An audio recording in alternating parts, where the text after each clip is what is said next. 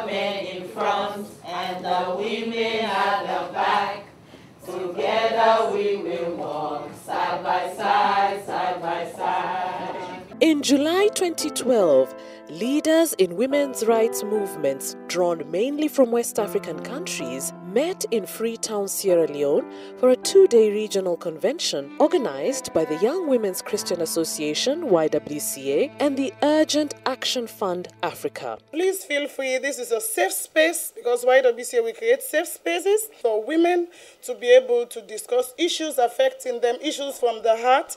And so for the next 2 days, we'll be discussing issues relating to the women's participation, effective participation in peace building. The objective of the workshop was to provide space for women within the women's rights movements and actors in the field of peace and security to discuss issues women encounter in conflict as well as post-conflict settings as pertains to governance and leadership. Beyond the horrifying reality of gender-based violence that prevails in conflict, there is a further dimension that we, in the movement, have a responsibility to address. What happens to women's socio-political and economic standing, not only during but after the conflict? Participants deliberated on how women can more effectively engage and exert influence and change in the peace and security affairs of their respective countries at the level of leadership and governance, particularly in conflict and post-conflict situations. We as women, if we can make or unmake men, what about ourselves? As a way forward, as women, we need to be transformed and be ready to sacrifice and tolerate each other. That is the only way we can redeem the womanhood. And if we are moving forward, we need to ensure that the social life depicts the personal. And if we think that we want to develop a robust movement, we need to develop it with our young girls as part and parcel of the agenda. Countries represented included Sierra Leone, Mali, Senegal, Nigeria, Guinea, Cote d'Ivoire, and Liberia.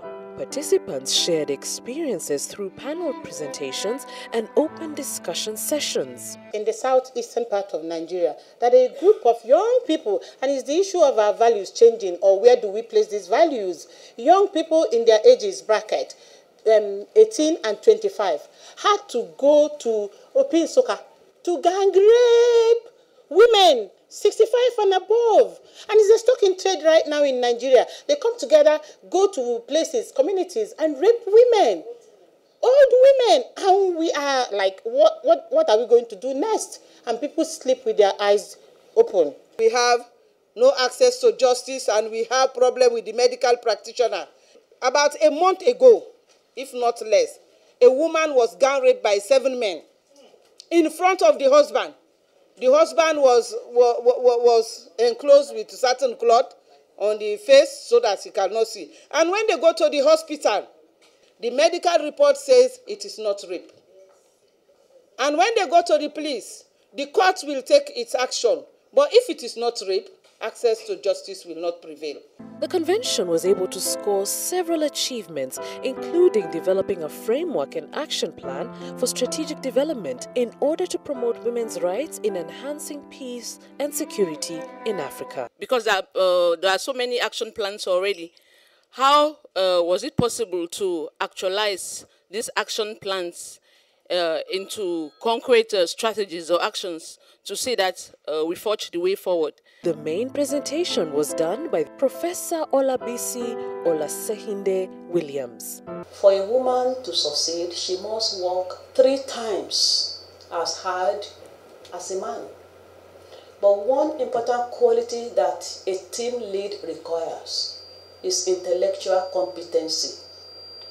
If we do not work hard at building the capacity of our women, and we just support them to go to the front line, they will crash land.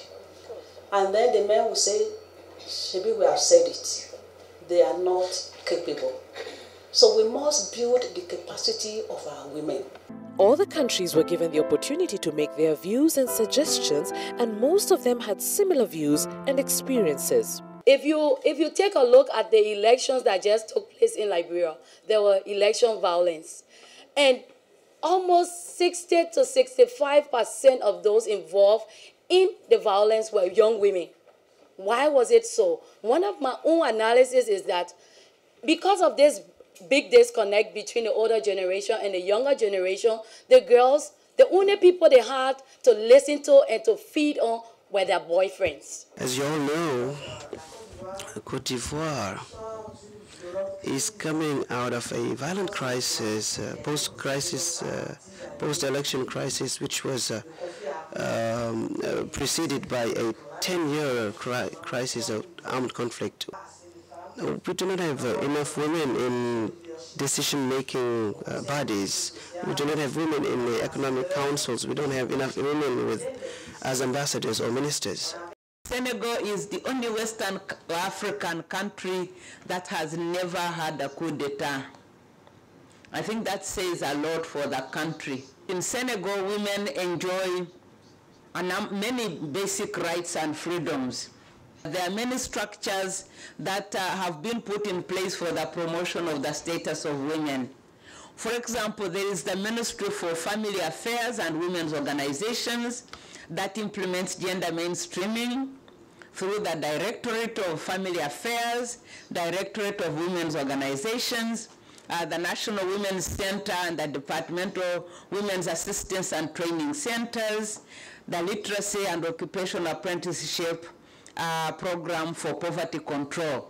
In Nigeria, what happened in 2010 was the conflicts were changing.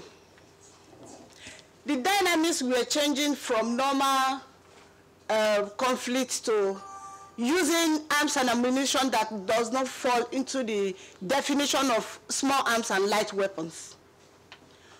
What we discovered in Jos were use of bows and arrows and knives to tear open women and bring out their children. At some point, participants formed 3 discussion groups with the following topics. Group 1, engaging more effectively and exerting influence and change in the peace and security affairs at a leadership and governance level. Group 2, what are the challenges faced by the women's movements internally and externally when it comes to organizing conflict and post-conflict matters? Group 3, what does women in leadership mean for peace and security in West Africa? Is it about numbers, quality, or what and how you can promote the empowerment of women to play an active role in peace building? Representatives of Urgent Action Fund got an opportunity to give a detailed profile of their organization. We strive to add value to the work of activists and civil society organizations, focusing on women's active socio-political participation and visibility by providing technical and financial resources and opportunities for critical engagement that advance women's rights.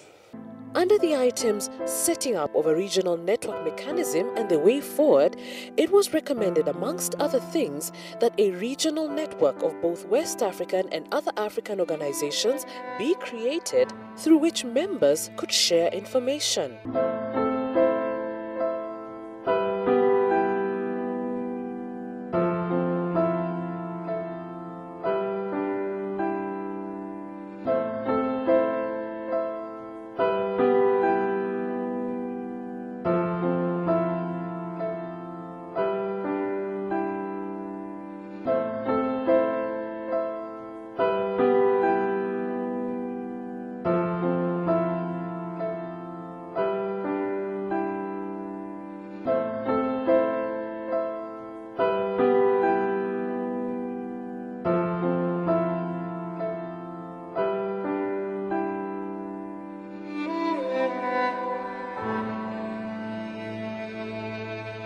The Secretary of YWCA Sierra Leone, Adenike Cole, gave the closing remarks.